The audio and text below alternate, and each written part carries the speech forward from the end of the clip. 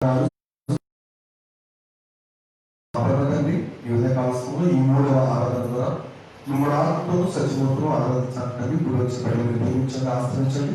ఎంతో తండ్రి పాటలు మిమ్మల్ని దర్పించిన కంటి సభలో కంటి సంఘమంతా ప్రార్థిస్తున్న సంఘ ప్రార్థన మీరు అంగీకరించండి. ఎంతవరకు వచ్చి వర్తమానం అందరిలో అనువంతంగా ప్రచుగా మీరు సహాయం తెచ్చండి.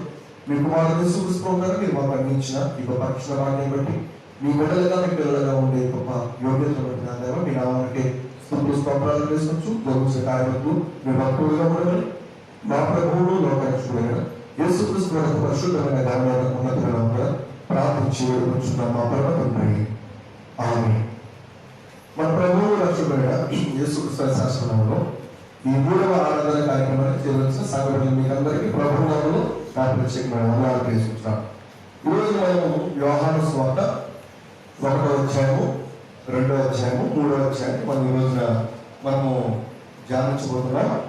దేవుని యొక్క వాక్యాన్ని మనం పరిచయం 1-2 ఆరాధనలో వాక్యముల గురించి లోక పాపం మోసుకున్నప్పుడు దేవుని గురించి వర్తమానం విన్నా. ఈ 3వ ఆరాధనలో ఫిలిప్పుల గురించి నతనీయులను గురించిన విషయాలు మీతో మాట్లాడి నేను కోరుచున్నాను. యోహాను సువార్త 1వ అధ్యాయము 43 నుండి 50 వచనాల్లో ఈ ఫిలిప్పుల గురించి నతనీయులను గురించిన సందర్భాలు మనం చూడొచ్చు. The calling of Philip and నతనీయులు అంటారు. అనగా ఫిలిప్పు అలాగే నతనీయులు పిలవబడడం అనేది ఈ భాగంలో మనం చూడొచ్చు. ప్రధానంగా వీరి గురించి నేను ఎందుకు ఈ రోజున మాట్లాడడానికి వచ్చినంటే, జాగ్రత్తగా దేవుని గ్రంథాలను పరిశీలించినప్పుడు చదువుతాం ఒకసారి. యోహాను సువార్త 1వ అధ్యాయంలో 43 మనం చూస్తే, మరునాడు ఆయన గలిలయకు వెళ్ళబోయి ఫిలిప్పును కనుగొని నన్ను వెంబడించుకొని అతనితో చెప్పాడు. ఫిలిప్పును ప్రభు వెంబడించమని ప్రభు కోరారు. సర్వసాధారణ మనం చూసినప్పుడు ఫిలిప్పును కనుగొని అలాగే యేసుక్రీస్తు వారు ఫిలిప్పును కనుగొని నన్ను వెంబడించమని చెప్పారు. ఎవరిని పడితే వాడిని వెంబడించమన్నది ప్రభు. అనగా రోడ్లు కనబడే వారిని, అక్కడ చేపలు పట్టుకునే వారిని, జాడల్ని, వీళ్ళందరూ కూడా చూసి వచ్చేసారు. ఆయన కనుగొని అనే మాట మనం చూస్తున్నాం. అక్కడ మనం చూస్తే మరునాడు ఆయన గలిలయకు వెళ్ళబోయి ఫిలిప్పును కనుగొని అన్నారు. ఫిలిప్పును కనుగొనడం అంటే ఇప్పుడు ఒక వ్యక్తిని మనం చూసినప్పుడు ఒక వ్యక్తిని చూస్తే మనకి అర్థమవుతుంది ఎటువంటి వాడిని. కానీ మనం అనుకున్న ఒకటి, ఆ వ్యక్తిలో ఉన్న భావాలు మరొకటి. అవి ఎప్పుడు తెలుస్తాయి? మనం పైన చూసి, పైన మనిషిని చూసి, అతని వేషధాలను చూసి, అతని హావభావాలు చూసి, అతని అర్థం చూసి మంచోడు అని అనుకోవచ్చు. కానీ అతనితో ట్రావెల్ చేస్తే, అతనితో సహవాసం కలిగి ఉంటే, అతనితో సంబంధం కలిగి ఉంటే తద్వారా అంటే అప్పుడు బయటపడతా ఉంటాడు. ఎప్పుడు బయటపడతాయి? కొన్ని చాలా మంచోడు బాబు, నువ్వు ఇక్కడ ఎందుకు చదవడమా అని ఎప్పుడు తెలుసుకున్నాను?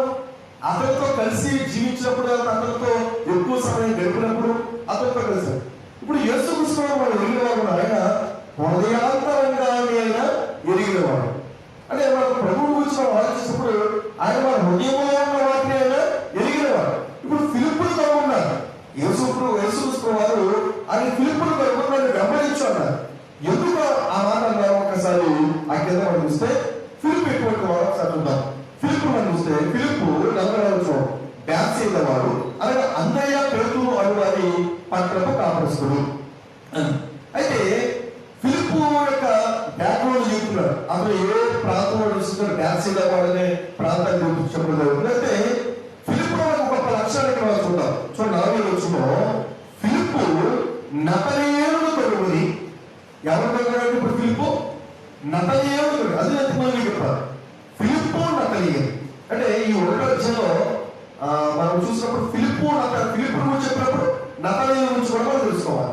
నతనీయుల గురించి మనం చెప్పుకుంటే ఫిలిప్పు గురించి కూడా మనం తెలుసుకోవచ్చు. ఒకసారి మనం ఈ సందర్భాలు ఈ వ్యక్తుల గురించి ఒక మనం ఎంతకుముందు మీరు విన్నాను నాకు తెలియదు. కానీ ఈ రోజు మనం ఈ కొద్ది మాటలు మనం విందాం మీరు నుండి. ఫిలిప్పును కనుగొన్నారు ఎవరు? యేసుక్రీస్తు వారు. కనుగొని నేను వెంబడించాడు. ఇప్పుడు ఫిలిప్పు ఎవరు కనుగొన్నారట?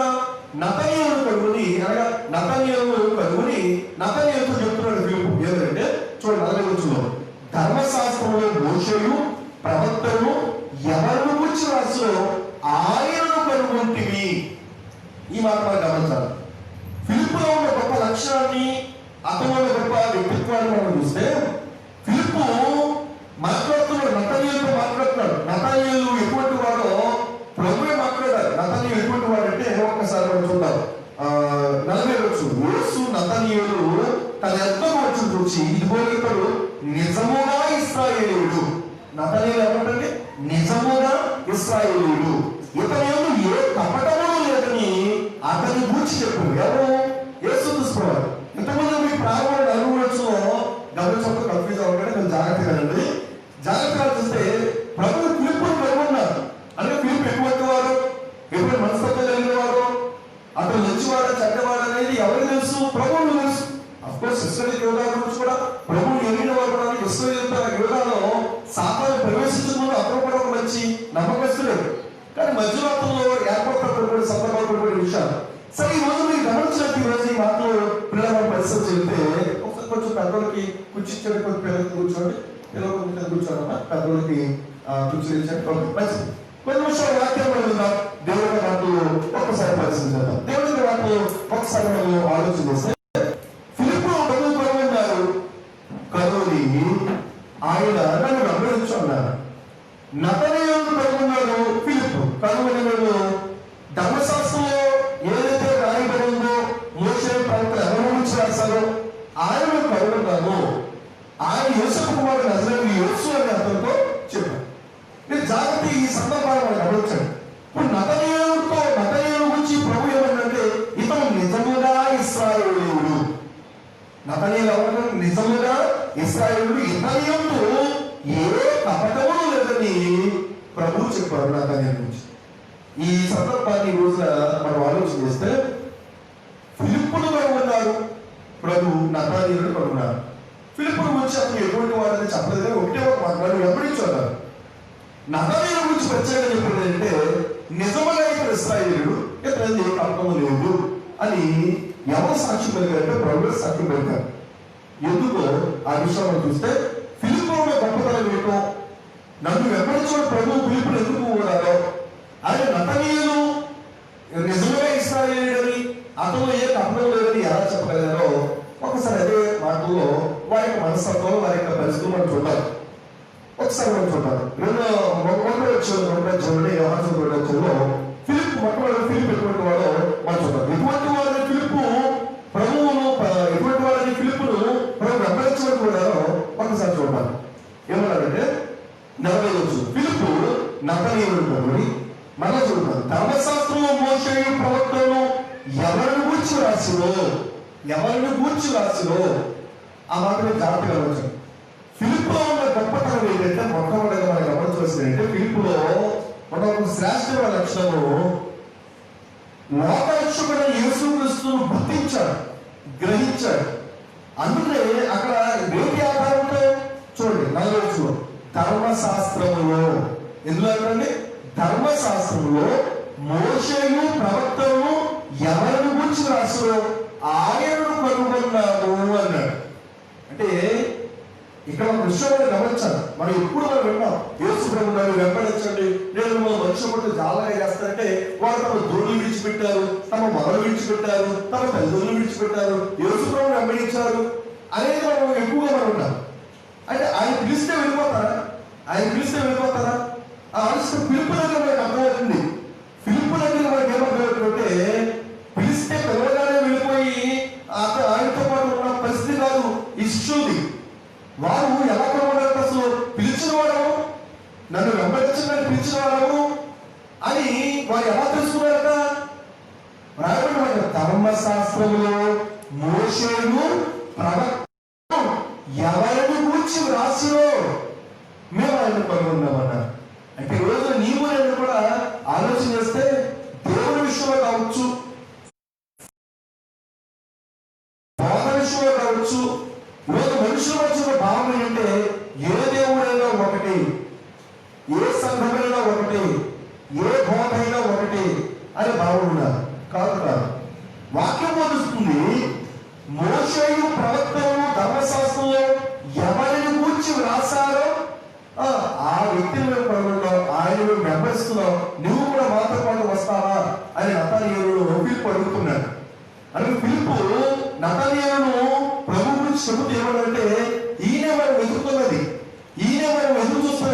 మెస్సీ అంటే ఎవరంటే, లోకరక్షకుడు ఎవరంటే, పాపుల రక్షకుడు ఎవరంటే ఈయన. మేము ఎలా తెలుసుకున్నామంటే ఆయన రాష్ట్రాలను బట్టి కాదు, ఆయన మాట తీరును బట్టి కాదు, ఆయన పరిస్థితిని బట్టి కాదు, కానీ ధర్మశాస్త్రంలో మోషే ప్రవక్తలు ఎవరిని గురించి రాశారో ఆయనను మేము కనుగొన్నాము అని ఫిలిప్పు మాట్లాడతారు. ఈ రోజు నీకు నేను మనమందరం కూడా గ్రంథాన్ని మనం పరిశీలన చేయకుండా ఏదేమైనా ఉంటే, ఏ దేవతైనా ఉంటే, ఏ చట్టమైనా ఉంటే, ఏ బోధైనా ఉంటే అనే భావంలో ఉంటే ఖచ్చితంగా మనం దేవుని పట్ల, దేవుని విషయంలో మనం అజాగ్రత్త కలిగిన వారు ఉన్నాం. సంఘం విషయంలో, బోధ విషయంలో అజాగ్రత్త మనం ఎందుకు కలిగి ఉంటాం అంటే గ్రంథాన్ని మనం పరిశీలన చేయకపోతే. అందులో బైబిల్లో యెహోవా గ్రంథమును పరిశీలించి చదువుకోండి. ఫిలిప్పు ఎలా ప్రభువు వెంబడించాడు, నతానీయులు ఎలా ఇప్పుడు నిజముగా ఇశ్రాయేలు, ఇక్కడ ఏ కపటము లేదని ఎందుకు ప్రభువు మాట్లాడంటే నతానీయుల లోపు చూద్దాం.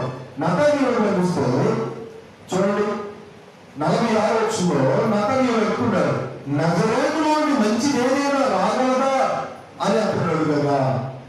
అంటే మీరు గమనించండి, యేసుక్రీస్తు ప్రభువే ఈయనే లోకరక్షకుడు, ఈయనే పాపుల రక్షకుడు, ఈయనే మెస్సీయా, ఈయనే ఇశ్రాయేలు రక్షకుడు అని ఫిలిప్పు ధర్మశాస్త్రంలో రాయబడిన మోషే ప్రవక్తలు రాయబడిన ఆ లేఖనాలను అనుసరించి ఆయన తెలుసుకున్నాడు. ఇప్పుడు నతనీయులు కూడా ఏంటంటే ఫిలిప్పు చెప్పిన మాట అన్నమాట, అసలు నజరేతు నుండి ఏదైనా మంచి ఏదైనా వస్తుందా అని అడుగుతున్నాడు. వీరిద్దరూ ఉన్న ఒక స్వభావాన్ని మనం చూస్తే, వీరిద్దరూ ఒక వ్యక్తిత్వాన్ని మనం ఆలోచిస్తే, ఈ రోజు క్రైస్తవులుగా నీకు నాకు మనకందరికీ అటువంటి వ్యక్తిత్వం, అటువంటి ఆలోచనలు మనలో ఉన్నాయా? ఏంటంటే ఈ రోజున ఏది పడితే అది నమ్మేది కాదు, ఏది పడితే అది మనము సత్యం అనుకోకూడదు, ఏది పడితే అది వాస్తవని భావించామా తద్వారా మన కుటుంబ జీవితాలు ఈ రోజు విచ్ఛిన్నమైపోయి పరిస్థితులు. ఈరోజు మన కుటుంబాల్లో కావచ్చు, అది భార్యాభర్తలు వచ్చు, లేక అన్నదమ్ములు వచ్చు, అక్క చెల్లెలు వచ్చు, బంధువులు వచ్చు, ఇరుగు పొరుగులు వచ్చు, బంధువులు పడిపోతుంటాయండి. ఆ వాస్తవాన్ని మనం పరిశీలిస్తేనే కానీ, ఆ వాస్తవాన్ని మనం సరిగా ఆలోచన చేస్తేనే కానీ బయటికి పడము. అంటే పై నుంచి అందులో మనం ఇంతకుముందు ఇంట్లో మాట్లాడుతుంది, ఇంతకుముందు మొదటి ఆరంభం కూడా చెప్పడం జరిగింది. మనం చూసే కళ్ళు మనం మోసం చేస్తాయి, మనం వినే చెవులు మనల్ని మోసం చేస్తాయి. చూసినంత నిజం కాదు, విన్నదంతా కూడా. ఈరోజు ఎందుకు ఈ వాక్యం మీతో మాట్లాడుతున్నట్టే దేవాలయం చాలా స్పష్టంగా మాట్లాడుతుంది ఫిలిప్పుల గురించి, నతానీయుల గురించి. వారిద్దరూ కలిగిన గొప్ప వ్యక్తిత్వం ఏంటంటే వారు యేసుప్రభువుని వెంబడించారు, యేసుప్రభువుగా శిష్యులుగా మారారు, యేసుప్రభువుని వెంబడించిన వారు ఉన్నారు. ఎలా వెంబడించేశారు? ఆయన వేషధారాలు చూసి కాదు, ఆయన మాట తీరును చూసి కాదు, ఆయన స్వభావాలను బట్టి కాదు, ధర్మశాస్త్రంలో మోషే ప్రవక్తలు వ్రాసిన లేఖనాలను పరిశీలించి ఆయన ఏదైతే అందులో ద్వితీయోపదేశం 18వ అధ్యాయంలో మోషే ఒక మాట అన్నాడు. ఒక్కసారి మాట చూద్దాం. ద్వితీయోపదేశం 18వ అధ్యాయంలో దేవగ్రంథంలో మాట చూస్తే 18వ వచనంలో 18వ అధ్యాయంలో 16వ వచనం చూద్దాం. 16వ వచనంలో ఈ గొప్ప అగ్ని నాకు ఎన్నో కనబడకూడదు అని చెప్పింది. ఆ సమయంలో నీ దేవుడిని యెహోవా నువ్వు అడిగిన వాటిని చెప్పిన చూడండి, నీ దేవుడిని యెహోవా నీ మధ్యను నా వంటి ప్రవక్తను నీ స్వభావంలో నీ వరకు పుట్టించును. మోషే చెప్పిన మాట ఏంటంటే నా వంటి ప్రవక్తను నీ స్వభావంలో మీకు ఒకటి పుట్టబడుతున్నారు. అదే మాట అపోస్తలుల కార్యములు 3వ అధ్యాయంలో, అపోస్తలుల కార్యములు 3వ అధ్యాయము 22వ వచనం మనకు స్పష్టంగా కనబడుతుంది. అపోస్తలుల కార్యములు 3వ అధ్యాయము 22వ వచనం, మోషే ఇచ్చాడు, ప్రభువైన దేవుడు నా వంటి ఒక ప్రవక్తను మీ స్వభావంలో నుండి మీ వరకు పుట్టించును, ఆయన మీతో ఏమి చెప్పినో అన్ని విషయంలో మీరు ఆయన మాట వినవలను. మోషే చెప్పిన వాళ్ళైతే నా వంటి ప్రవక్తను దేవుడు మీ స్వభావంలో నుండి ఒకరు పుట్టబోతున్నారు. అంటే మీరు గమనించండి, ఫిలిప్పును మనం చూసినా, నతానీయులను మనం చూసినా వారు యేసును ఎలా గుర్తించారు? వారు యేసును ఈయనే లోకరక్షకుడు, ఈయనే పాపుల రక్షకుడు, ఈయనే దేవుడు కుమారుడు అని ఎలా గుర్తించారంటే వాక్యం పోతుంది 40 రోజుల్లో 1 రోజుల్లో ధర్మశాస్త్రంలో, ఎందుకంటే ధర్మశాస్త్రం అందులో ప్రభువు తండ్రి అయిన దేవుడు యేసుక్రీస్తు ప్రభువైన పుట్టుకల గురించి, ఆయన జీవిత విధానాల గురించి, ఆయన మరణాల గురించి, ఆయన పునరుద్ధానాల గురించి ముందుగానే దేవుడు ప్రవక్త ద్వారా రాయించారు. మీరు ఈ మాటలు చదివే, ఇదిగో కన్యక గర్భవతి కుమారుడు కలుడు, ఆయనకి ఇమ్మానుయేలు పేరు పెట్టదురు అని మాట మన విషయంలో మనం ఎన్ని వారు ఉన్నారు. ఎలాగైనా మనకు శిశువు పుట్టారు, మనకు కుమారుడు గర్భపడరు, ఇవన్నీ కూడా ఇప్పుడు డిసెంబర్ నెలలో ఈ క్రిస్మస్ సెలవుల పిల్లలు చెప్తూ ఉంటారు. అంటే యేసుక్రీస్తు ప్రభువు యొక్క పుట్టుకల గురించి, ఆయన యొక్క ప్రారంభాల గురించి దేవుడు తన ప్రవక్తలను పలికించారు. ఇప్పుడు ఆనాడు మనం 2020 సంవత్సరాల క్రితం ప్రభువుని వెంబడించిన వాడు, ప్రభువుని అనుసరించేవాడు, ప్రభు యొక్క మాటలు వినేవాడు. ఈరోజు మనం గమనించిన ప్రభు ఎవరిని వాడు వెంబడించారంటే ఆయనే ధర్మశాస్త్రం వాడిన. ఈ రోజున ఈ మాటలు బట్టి నీవు కూడా గుర్తించలేదు. ఈ రోజున నీవు నమ్మిన విశ్వాసం, నీవు నమ్మిన దేవుడు, కానీ నీవు కలిగి ఉన్న విశ్వాసం అది ఏదో అప్పటికప్పుడు కలవడం. చాలా మందికి అప్పటికప్పుడు వెలుగుతుంది విశ్వాసం. ఏదో జరిగితే ఏదో అయితే మనం నమ్మకం వెలుగుతారు. ఈరోజు నీవు నేను వాళ్ళందరూ కూడా నమ్మవలసినది, విశ్వసించవలసింది ఎవరంటే ప్రభు అయిన యేసుక్రీస్తును. అంటే మీరు గమనించినట్టు ఆయన ఏమై ఉన్నాడు, ఆయన ఎవరై ఉన్నారు? ఆయనే దేవుడు కుమారుడు, ఆయనే సత్యవంతుడు, ఆయనే పాపుల రక్షకుడు, ఆయనే ఆ లోక పాపమును మోసుకుని దేవుని గొర్రెపిల్ల అనే విషయం జ్ఞాపకం చేశారు. ఇప్పుడు ఫిలిప్పు నతానియేలు ఇద్దరు కూడా ఎటువంటి వారంటే వారు ఫిలిప్ అన్నాడు, మీరు ధర్మశాస్త్రంలో రాయడం వాటిన్నీ కూడా గమనించి మీరు కనుగొనే ఉంటారు. నతానియేలు అన్నాడు, నజరేతు నీ దగ్గర మంచిది వస్తుందా అన్నాడు. అలాగే నజరేతు వాడు అని ఆ నజరేయుడు యేసు అనే మాట మనం ఎరిగిన వారు ఉన్నాం. కాబట్టి మన మతసుకుడు వచ్చిన ఆయన నజరేతులకు గలవైన విషయాల గురించి మనము ఆలోచన చేస్తే ఆయన నజరేయుడు అనడానికి ఆయన నజరేతుకు గలవైన సత్యాన్ని మనం గుర్తిస్తున్నాం. ఇప్పుడు ఫిలిప్ నతనీయులు ఏంటంటే నజరేతులో నుండి మంచిది ఏదైనా రాగలదంటే, మంచిది ఏదైనా రాగలదా అంటే, మంచిది ఏదైనా రాగలదా అని అన్నట్టు అర్థం ఏంటి అంటే లోకానికి మంచిని చేసే ప్రభు, లోకానికి మంచి కలిగించే మంచిని చేసేటి రక్షకుడు నజరేతులోకి వస్తాడా? అందులో మనం చూస్తే తూర్పు దేశం జ్ఞానం చూసినప్పుడు మధ్యస్వరుడు రాజ్యంలో వారు హేరోదుకు వచ్చి వారు అన్నారు ఏమన్నంటే, యూదుల రాజుగా పుట్టిన వారు ఎక్కడ, మేము వారి నక్షత్రం చూసి మేము ఇక్కడ వచ్చాము అని. ఇప్పుడు హేరోదు ఏమని చేశారంటే అక్కడ వారందరూ కూడా పిలిచారు, కొత్తమైన వారందరూ కూడా పిలిచి అసలు ఆయన ఎక్కడ పడతాడు, ఏమని రాయబడింది ఒకసారి చూడండి. మధ్యస్వరుడు రాజ్యం, మధ్యస్వరుడు రాజ్యంలో 4వ వచనం ఒకసారి. మధ్యస్వరుడు రాజ్యం. కాబట్టి రాజు ప్రధాన యాజకులు ప్రజల్లో ఉన్న శాస్త్రులు అందరినీ సమకూర్చి క్రీస్తు ఎక్కడ పుట్టినది వారిని అడిగాను. క్రీస్తు ఎక్కడ పుడతారు? వీళ్ళంటి జ్ఞానులు వచ్చారు, తూర్పు దేశం జ్ఞానులు వచ్చారు, వచ్చి ఆ యూదుల రోజు పుట్టిన వారు ఎక్కడ మనల్ని అడుగుతున్నారు. అసలు ఆయన ఎక్కడ పుడతారో పరిష్కారంగా తెలుసుకోండి అక్కడ రాయబడారు. అందులో చూడండి 6వ వచనం, అంతటి హేరోదు ఆ జ్ఞానం రహస్యంగా పిలిపించి ఆ నక్షత్రము కనబడిన కాలము వారి చేత పరిష్కారముగా తెలుసుకుని. అంటే యేసు ప్రభువుని వెంబడించిన ఆనాటి ప్రజలు యేసు ప్రభువుని దేవుని కుమారుడిగా భావించిన వాళ్ళు అనేక మంది దేనిని బట్టి వాళ్ళు ఆధారం చేసుకోవాలంటే లేఖనాలను బట్టి, దేవుని ధర్మశాస్త్రాన్ని బట్టి.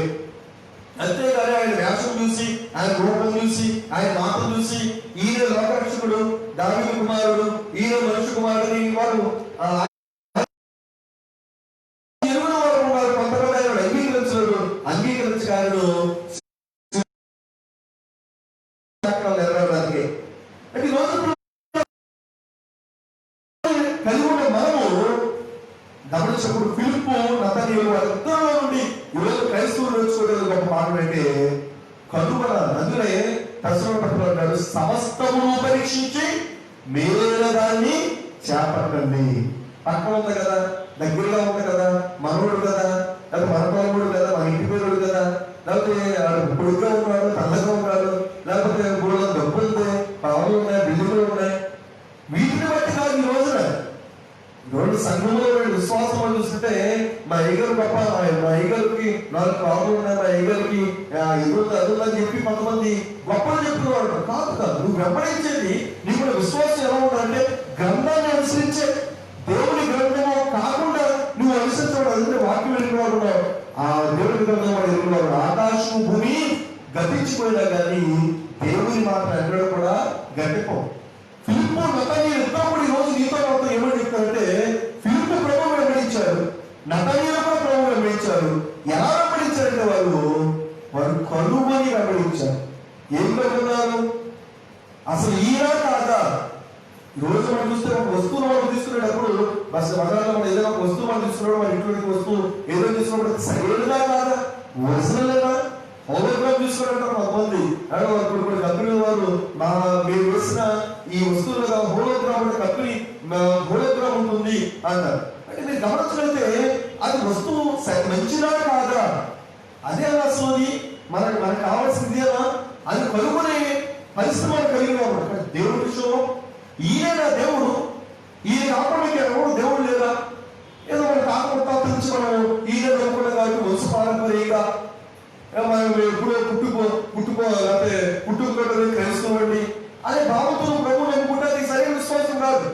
నువ్వు ప్రభువుని నమ్మిన నీ విశ్వాసం ఉండాలి. అసలు ప్రభువు ఏమని ఉన్నారు, అసలు ఆయన గురించి నువ్వు ఎవరు తెలుసుకున్నావా? ఈ రోజు మన గురించి మనం తెలుసుకోవడానికి కొంచెం మనకి సమయం ఉండకపోవచ్చు. పక్కింటి గురించి, ఎదురుతో గురించి, వాళ్ళ గురించి చాలా ఎక్కువగా మనం తెలుసుకుంటాం. మరి దేవుడి గురించి, ప్రభువుని గురించి, లోక రక్షకుడు, పాపల రక్షకుడైన యేసుక్రీస్తు గురించి ఎందుకు మాట్లాడట్లా? యేసుక్రీస్తు గురించి అసలు ఈయన నిజమైన దేవుడు. ఈరోజు యేసుక్రీస్తు యొక్క వ్యక్తిత్వాన్ని, ఆ యొక్క లక్షణాన్ని, ఆ యొక్క స్వభావాన్ని, ఆయన ఏమైనా విషయాన్ని ఫిలిప్పు ఎరిగిన వాడు ఉన్నాడు. ఈయన ఎవరో కాదు. చూడండి, మళ్ళా మా చోటు 40 ఫిలిప్పు నతనీయులను కనుగొని ధర్మశాస్త్రంలో మోషేయు ప్రవక్తలు ఎవరిని గూర్చి రాసిరో ఆయనను కనుగొంటిని, ఆయన యోసేపు కుమారుడైన నజరేయుడైన యేసు అని అతనితో చెప్పారు. పేతురు చెబుతున్నాడు, ప్రభువుకి సమాధానం ఇస్తున్నాడు. ప్రభువు అడుగుతున్నారు, ఏమనుకుంటున్నారు జరుగుల గురించి అంటే శిష్యులు అంటున్నారు, కొందరు ఏలియానియు, కొందరు యోహానునియు, ప్రవక్తల్లో ఒకరినియు చెప్పుకోవచ్చున్నారు అన్నారు. మత్తయి 16 మాటలు చూద్దాం. ఏమనుకుంటున్నారు ప్రజల గురించి ఏమనుకుంటున్నారు? నేను ఎవరన్నా చెప్పుకుంటాను మనుషులు అంటే అక్కడ శిష్యులు చెప్తున్నారు, నువ్వు ఏలియా అనుకుంటున్నారు, బాప్తిస్మ యోహాను అనుకుంటున్నారు, లేక ప్రవక్తల్లో ఒకరు అనుకుంటున్నారు. మరి మీరెవరు అనుకుంటున్నారు? నేను ఎవరని మీరు అనుకుంటున్నారు? అప్పుడు పేతురు అంటున్నాడు, నీవు సజీవుడమైన దేవుని కుమారుడైన క్రీస్తువు.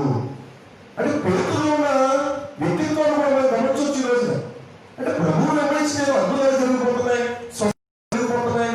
5 చిన్న చేపలు 5,000 మంది పంచిపెట్టేస్తారు, సముద్రంలో నడిచేశారు, గాలిని సముద్రంలో గర్తించారు, తుఫాను నడిచేశారు. కాబట్టి ఆయన వెంబడించారు. విశ్వాసం కలిగిన వాళ్ళది వాళ్ళ విశ్వాసం ఏదో స్వస్థతలు చేస్తున్నారు, అద్భుతాలు చేస్తున్నారు, ఇవన్నీ కాదు. వారిలో విశ్వాసం ఏంటి? ఈయనే దేవుడు కుమారుడు, ఈయనే లోకరక్షకుడు, ఈయనే పాప రక్షకుడు అని దేవుడు బట్టి తెలుసుకున్నారు వాళ్ళు. అక్కడ అంటున్నారు ఫిలిప్పు అంటాడు, ధర్మశాస్త్రములు మోషేయు ప్రవక్తలు ఎవరిని గూర్చి రాసిరో ఆయన కనుగొంటి అన్నాడు. నీవు నేను కూడా నువ్వు యేసుక్రీస్తుని ఎలాగని నువ్వు దేవుడికి అంగీకరించి రక్షణ పొందాలని తెలియదు. యేసుక్రీస్తు బట్టి ఏదో ఈయన ఒక దేవుడిలో ఒక దేవుడు అవతార పురుషుడు అని అనుకుంటున్నాము. లేకపోతే మా తాతయ్య, మా ముత్తాత, లేకపోతే మా నాన్న, ఇలా అందరూ కూడా మా కుటుంబం అంతా కూడా, మా వంశం అంతా కూడా ప్రభువునే నమ్మారు, యేసు ప్రభువుని నమ్ముకున్నారు. ఇక మాకు ఏ దేవుడు కాదు, ఈ దేవుడే అని వంశ పారంపర్యంగా ఒక నువ్వు నమ్ముతున్నావేమో. అటువంటి ఉద్దేశంతో నువ్వు నమ్మితే అసలు సరైన నమ్మకమే కాదు. గ్రంథాన్ని పెట్టగా అసలు నువ్వు పరిశీలించగా కనుగోవగా లోకంలో ఇంతమంది దేవుడు ఉన్నారు, ఎవరు నిజమైన దేవుడు, ఎవరు లోకరక్షకుడు, ఎవరు పాపల కొరకు తన ప్రాణాలు పెట్టారు, ఎవరు మరణాన్ని జయించి తిరిగి వచ్చారు, ఎవరు మనకి నిశ్చయించేవారు నిలబెడుతున్నారు అనేది నువ్వు కనుగొనకుండా ఏదో గుడ్డెట్టు చెవులు పడినట్టుగా, అంటే గుడ్డెట్టు చెవులు పట్టి ఏం చేస్తుంది? గడ్డి వేస్తుందా, లేకపోతే విషపు మొక్కలు అంటే కదా.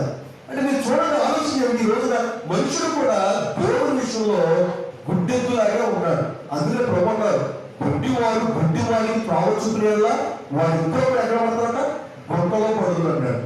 ఈరోజు ఎంతమంది గుడ్డి పడుతులు లేరు. ప్రభుని ఎలా పరిచయం చేస్తారంటే, యేసు ప్రభుని ఎలా చూపిస్తారంటే, ఆయన ఒక స్వస్థపరిచేవాడు, అద్భుతాలు చేసేవాడు, ఆశీర్వించేవాడు.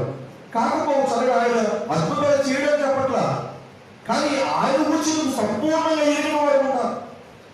ఆయన గురించి రాయబడిన ప్రవచనం వల్ల, ఆయన గురించి ప్రభుత్వం ద్వారా దేవుడు పలికించిన మాటలు, ఇవన్నీ ఆధారాలతో దేవుడు వారు పిలుపు అలాగే నతనీయులు వారు ప్రభువును వెంబడించారు కూడా. ఈరోజు నీ దగ్గర ఉన్న ఆధారం ఏంటి? నీ కడుపును తగ్గించాలని ప్రభువు నమ్ముకున్నావా? లేకపోతే నీకేదో జరిగిందని నువ్వు ప్రభువు నమ్ముకున్నావా? కాదే కాదు. నువ్వు ప్రభువుని ఎరగవలసింది ఎలాగంటే, లోకంలో ఎంతో మంది దేవుడు ఉన్నారు.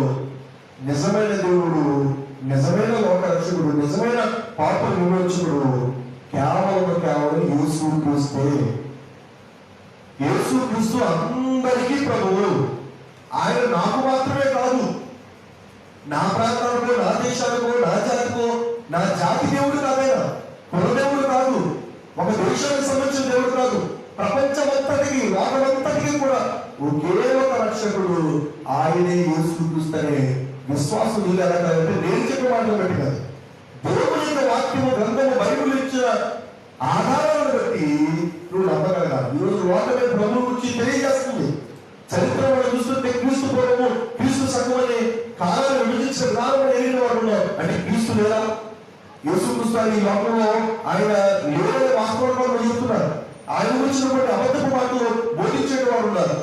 ఒక విశ్వాస దేవుడికి మధ్యగా అలవాటుగా ఉండు, లేకపోతే సాంప్రదాయంగా ఉండు.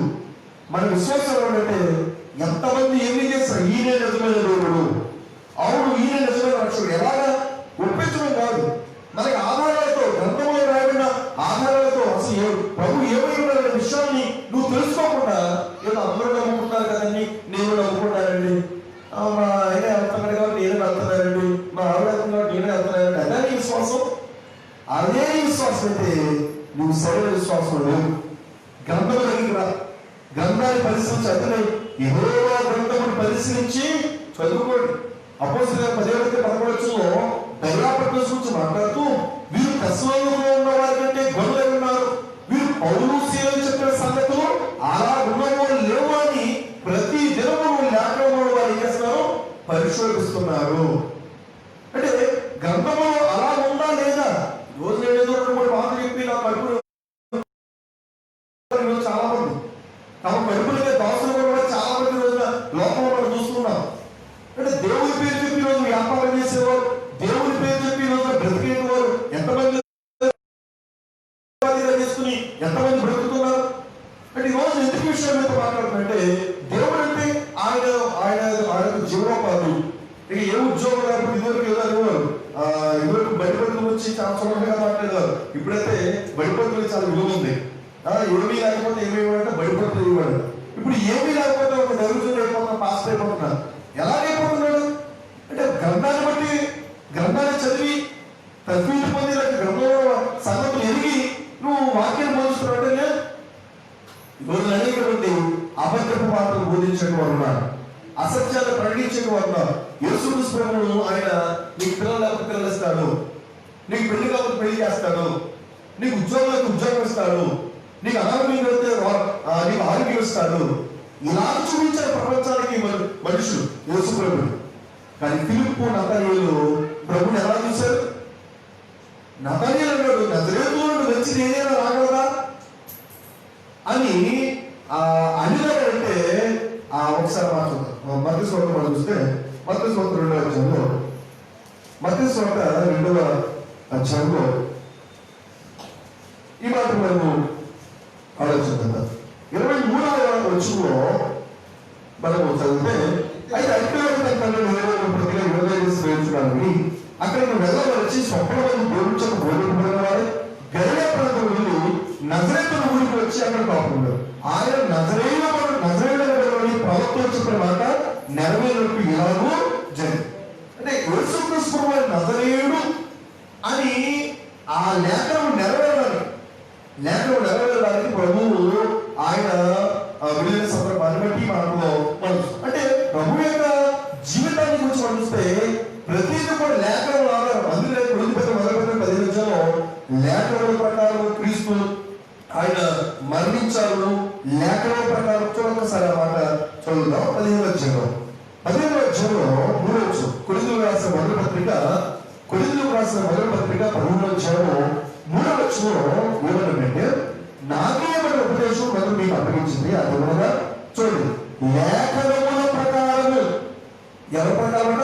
లేఖనముల ప్రకారము క్రీస్తు మన పాపములకు మృతిపడెను, సమాధి చేయబడెను, లేఖనముల ప్రకారం 3వ దినమున లేపబడెను. అంటే యేసుక్రీస్తు అప్పటికప్పుడు స్నేహ దేవుణ్ణి నన్ను వెంబడించండి, నన్ను వెంబడిస్తే మనుషులు కావాలే చేస్తారంటే వారు వెంబడించలేదు. వారు లేఖనముల ప్రకారము, దేవుడు ముందుగా వ్రాయించిన వాటి ప్రకారము, దేవుడు ముందుగా తెలియజేసిన వాటి ప్రకారము. చూడండి, ఎవరైనా మన ఇంటికి ఎవరైనా వచ్చినప్పుడు మన బంధువులు ఎవరో ఫోన్ చేస్తున్నారు, పలానా వాడిని పంపిస్తున్నాను, అతను డబ్బులు ఇచ్చి పంపించు, నేను రాలేకపోతున్నాను అని చెబితే మనం ఏం చేస్తాం? ఆ వ్యక్తి రాగానే ఎవరైనా బాగున్నాయి, పలానా అవసరం పంపించారండి, అది మీ ఇంటికి వెళ్ళమన్నారండి అంటే మీరు ఏం చేస్తారు? వెంటనే నేను ఏదైతే ఫోన్ చెప్పాలో అని చెప్పి ఆ చేసి ఈ డబ్బులు పట్టుకెళ్ళివ్వండి అని చెప్పేసి అంటాను. నేను ఏమీ మాట్లాడలేదు, నేను ఏమీ చెప్పలేదు. ఒక ఆయన ఎవరు వచ్చి మీ దగ్గరకు వచ్చి అవసరంగా పంపించారండి, ఒక 100 రూపాయలు ఇవ్వమన్నారండి అంటే నువ్వు ఏం చేస్తావు? ఈ విషయం చెప్పండి మీరు ఒకసారి. 4 రూపాయలు పంపించారండి, 100 రూపాయలు ఇవ్వమన్నారండి అన్నారు అనుకోండి, మీ దగ్గరకు వచ్చి ఏం చేస్తావు? అవసరంగా పంపించారా, 100 రూపాయలు ఇవ్వమన్నారా, పట్టుకెళ్ళి వెళ్తారా? మీరు పట్టుకెళ్ళి వెళ్తారా? వెంటనే నాకు ఫోన్ కొడతారు. తెలుగు వీళ్ళతో ఏం చేస్తారు? వెంటనే నాకు ఫోన్ చేసి అవసరం గారు మీ ఎవరు వచ్చారండి, ఏదో ఏదో ఏదో పేరండి, ఎవరు వచ్చారండి, ఎక్కడికి వచ్చారండి, మీ పేరు 100 రూపాయలు ఇవ్వమంటారా అని అడుగుతాను. ఎందుకు అడిగాను అంటే ఒక ఆధారం కావాలి కదా. యేసుక్రీస్తు మరి ఈ లోకంలోకి వచ్చారంటే ఎన్నో లేఖన ఆధారాన్ని ప్రభువు రాయించారు తన ప్రవక్త ద్వారా. కన్యక గర్భవతి కుమారుడు అనే ఒక మాట, మరియు కన్యక మరియు గర్భంలో ప్రభు పుట్టిన విధానం ఏదో అసందర్భంగా జరిగింది కాదు, ఏదో కాకతీయంగా జరిగిన సందర్భం కాదు, లేదా అనుకోకుండా జరిగిన సందర్భం కాదు, అద్భుతంగా జరిగిన సందర్భం కాదు. ప్రభు ముందుగానే రాయించారు తన కుమారుడు యేసుక్రీస్తు కన్య అయిన మరియ కన్యక గర్భవతి కుమారుని కనాలి. కాబట్టి ఆ సందర్భాన్ని మనం చూసినప్పుడు యేసుక్రీస్తు ప్రభువు ఆయన జీవితంలో చేసిన సందర్భాలను కూడా ఫిలిప్పు నతనీయులు చేసే వారితో కూడా కనుగొన్నారు. ఈరోజు నీవే కనుగొన్నావు. ఏ సంఘమైన ఉంటే అనే భావం కూడా ఈరోజు మంచిది కాదు. ఈ రోజు ఎవరు విమర్శిస్తున్నాడు కాదు, కానీ ఏదైనా ఉంటేనంటే ఏ సంఘమైన ఉంటే, ఏ పోతైనా ఉంటే, ఏ సేవకుడైనా ఉంటే అనే భావన అయితే మంచిది కాదు. నేను గ్రంథాలు పెట్టి మాట్లాడుతున్నాను. ఈరోజు ఎంతో మంది సేవకులు పెడుతున్నారు, ఈరోజు ఎన్నో సంఘాలు పెడుతున్నవి కేవలము తమ బ్రతుకు దినాలను గడపడానికి, లేక మనం చదువుతున్న వాక్యంలో కూడా మనం దైవజనం చూసినప్పుడు విందుల్లో అగ్రస్థానాలు కోరుకునేవారు, సంత వీధుల్లో వందనాలు కోరుకునేవారు, సమాజంలో అగ్రపేటలు కోరుకునేవారు, మనుషుల బోధనలై పిలవబడాలని కోరుకునేవారు. ఒక గ్రూప్ ఉన్నారు కొంతమంది. ఆ గ్రూపు ఏం చేస్తారంటే, మేము కూడా బాధలుగా ఉండాలి, మాకు కూడా వందనాలు పెట్టాలి, మాకు కూడా విందుల్లో అగ్రస్థానాలు కావాలి, మీరు ఎక్కడికి వెళ్తే అక్కడ ఐదు వచ్చి వేదికేయండి అని మనకి వేదిక మనకి మైక్ ఇచ్చేయాలి. అది ఒక కొంత పిచ్చి కలిగిన వాడు కొంతమంది ఉంటారు. అంటే వేదిక పిచ్చి కలిగిన వాళ్ళు, మైక్ పిచ్చున్న వాళ్ళు, లేదా వందనాలు పిచ్చున్న వాళ్ళు, ఎవరైనా కాబట్టి 100 మంది కాబట్టి అందరూ కూడా 100 దండాలు పెట్టాలి కోరుకునే పడతారు. దాని గురించి ప్రభు ముందుగానే చెప్పారు. దాని గురించి ప్రభు ఏం చెప్పే వాళ్ళు కదా, కానీ దాని గురించి ప్రభు ముందుగానే చెప్పారు. అటువంటి వాళ్ళు ఏం చేస్తారు? మనుషులకు సంతోషపరిచే బోధ చేస్తారు. గల్లిపడ్డాడు, నేను మనుషుల దగ్గర సంపాదించుకొని కూర్చున్నానా, దేవుడి దగ్గర సంపాదించుకొని కూర్చున్నానా అంటే దేవుడి వాక్యం కొన్ని సార్లు నిన్ను అది ఖండించినప్పుడు వాక్యం వల్ల ఖండిస్తుంది, గర్భిస్తుంది, బుద్ధి చెబుతుంది, వాక్యం వల్ల హెచ్చరిక చేస్తుంది. ఈ రోజున ఇంతవరకు చెప్పండి, ఈ మాటలు ఫిలిప్పు అర్థం ఎలాగో ప్రభువుని కనుగొన్నారని మనం చూస్తామంటే లేఖల ప్రకారం. ఈ మాటలు యొక్క కొంతమందికి ఇష్టం ఉండకపోవచ్చు. ఏమంటారంటే, ఏం చెప్తే బాగుంటుందంటే హరిదేవ దేవుడి స్తోత్రం, దేవుడు గొప్ప వేడి చేశాడమ్మా, దేవుడు గొప్ప అద్భుతం చేశాడు. ఈ మాటలకి నేను చెప్పదని చెప్పట్లా, అవును దేవుడు గొప్ప కార్యాలు చేస్తాడు, కానీ అంతకంటే ప్రధానమైన తెలుసుకోవాలి ఆయన గురించి, ఆయన సంఘాన్ని గురించి, సంఘం యొక్క స్థితిని గురించి. ఈరోజు తెలుసుకోకుండా ఈరోజు అనేక మంది అబద్ధికులు ఈ కొంతమంది గ్రూప్ చెప్పారు కదా, ఈ గ్రూప్ వాళ్ళు బయలుదేరుతూ ఉన్నారు. ఇప్పుడుండే కదా, ఇప్పుడు ప్రభు చెప్పిన మాట మనం చూస్తాం. విందులు అగ్రస్థానాలు కోరుకుంటారు, సప్త విందులు వందనాలు కోరుకుంటారు, సమాజ విందులు అగ్రపీఠాలు కోరుకుంటారు, మనుషుల యొక్క బాధలను క్రమపడాలని కోరుకుంటారు. ఇటువంటి అహంభావంతో అహంకారంతో ఉన్న కొంతమంది మనుషులు ఈరోజు దేవునికి దూరం చేసే వారు ఉన్నారు. ఈరోజు మాట్లాడుతున్నా మీరు నేను మన వద్ద కూడా ఈ మాటల పట్ల మన శ్రద్ధ కలిగిన వారు ఉండాలి. దేవుడు మనకు తెలుస్తుంది. ఫిలిప్పు ధర్మశాస్త్రంలో మోషే ప్రవక్తలు ఎవరిని గురించి రాస్తారో వాటిని కనుగొన్నారు. నతనీయులు నిజముగా ఇశ్రాయేలీయుడు, ఇతడు నిజముగా ఇశ్రాయేలుడు, ఇతడు ఏ కపటము కూడా లేదని వ్రాయబడింది. అతను నిజంగా ఇశ్రాయేలుడు అలాగయ్యాడు. వాక్యాన్ని బట్టి గ్రంథాన్ని బట్టి పరిశీలిస్తే నీలో నాలో నిజం వస్తుంది, నిజం కనబడుతుంది. నిజాన్ని మనం నమ్ముతూ అబద్ధాన్ని మనం నమ్ము.